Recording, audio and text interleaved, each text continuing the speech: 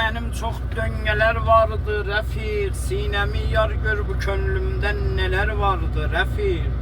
Derdimi indi kime izhar edim hiç bilmirəm. Dil yarasından bu kalbimde eser vardı Refik. Her kimin vardı pulu yoldaştı, kardeşti, bacı. Bak dönür kıblenime hardaki zer vardı Refik.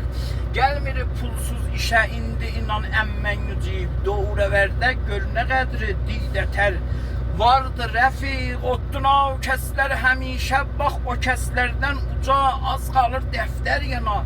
Sözde şerer vardı Refik.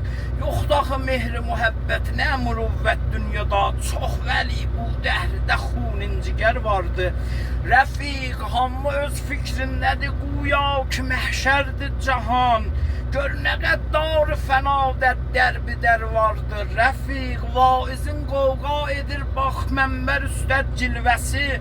Kelləsində çün fəqət sodayı zer vardı Refik. Xədd seyrindən çıxıb quya ki çərxi ruziqar. Çox yarın qəlbində gördüm neyrənglər vardı Refik.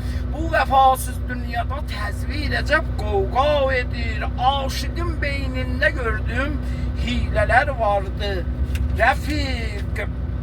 Kim yıkılsa yok elinden bir nefer indi tuta. Kim deyir rəhmi mürüvvət muxtəsər vardı Refik.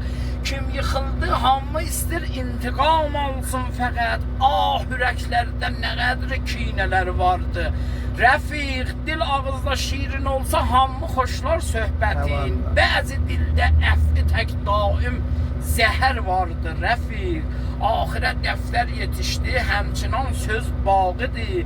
Hər zaman qəlbimdə şeir o nəzmilər vardı Refik. Şöhrətim nasih, qədir adım işim ranəndədir.